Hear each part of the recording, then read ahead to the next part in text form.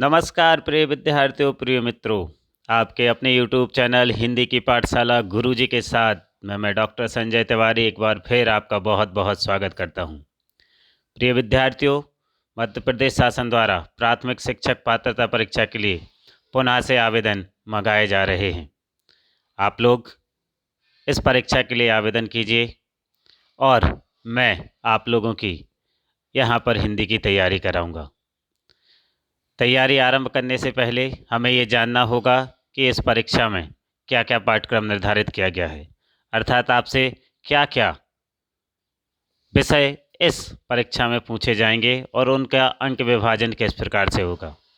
तो आइए हम विस्तार से जानते हैं कि यहाँ पर आपको किन किन विषय का अध्ययन करना पड़ेगा और प्रत्येक विषय में आपको कितने प्रश्न आने वाले हैं और कितने अंकों के आने वाले हैं।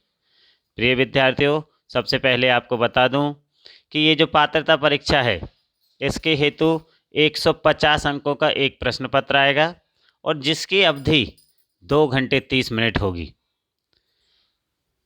प्रत्येक प्रश्न 1 अंक का होगा और इसके लिए किसी भी प्रकार का ऋणात्मक मूल्यांकन नहीं होगा, अर्थात माइनस मार्किंग नहीं होगी। सारे के सारे प्रश्न बहुविकल्पीय अर्थात MCQ होंगे, जिनके 4 विकल्प आपको दिए होंगे। आपको एक सही विकल्प का चुनाव करना होगा। चलिए तो हम जानते हैं कि आपको किस किस विषय का अध्ययन करना होगा। इस परीक्षा की तैयारी के लिए आपको बाल विकास और शिक्षा शास्त्र का अध्ययन करना पड़ेगा। इससे संबंधित 30 प्रश्न पूछे जाएंगे जो 30 अंक के होंगे। फिर आपको 2 भाषाओं का चयन करना पड़ेगा। पहली भाषा में भी आपको 30 MCQ आएंगे और वह 30 अंकों के होंगे। द्वितीय भाषा में भी आपको 30 MCQ आएंगे और वह 30 अंकों के होंगे। इसके अलावा आपको गणित और पर्यावरण का भी अध्ययन करना पड़ेगा। ये भी 30-30 अंक के ही होंगे, यानी कुल आपको 150 अंकों के प्रश्न पूछे जाएंगे। ये रहे 150 अंक। अब आपको तैयारी कैसे करनी है, इस परीक्षा का स्तर क्या होगा, ये भी देखना होगा। प्रिय विद्यार्थियों, प्रिय मित्रों, इन प्रश्नों का स्तर किस प्रकार से रहेगा। बाल विकास एवं शिक्षा शास्त्र के प्रश्न 6 से 11 वर्ष की आयु समूह के विद्यार्थियों के स्तर से ही आप लोगों से पूछे जाएंगे। हाँ, इनका कठिनता का स्तर हाई स्कूल स्तर तक का होगा, लेकिन पाठ्यक्रम में वो ही चीज़ें शामिल की जाएंगी जो कक्षा 1 से लेकर 5 तक, ये आप देख रहे हैं 1 से लेकर 5 तक का जो अध्ययन स्तर है, उसी के अनुसार से आपको यहाँ प्रश्न आएंगे। इनका कठिन का स्तर जरूर बढ़ जाएगा, जिसके लिए आपको थोड़ी सी मेहनत करनी होगी। अब आपको किस प्रकार से अंकों का विभाजन किया जाएगा और क्या क्या आएगा। बाल विकास में 2 खंड होंगे। पहला खंड 15 प्रश्न यानी 15 अंकों का होगा। द्वितीय खंड भी 15 प्रश्न यानी 15 अंकों का ही होगा।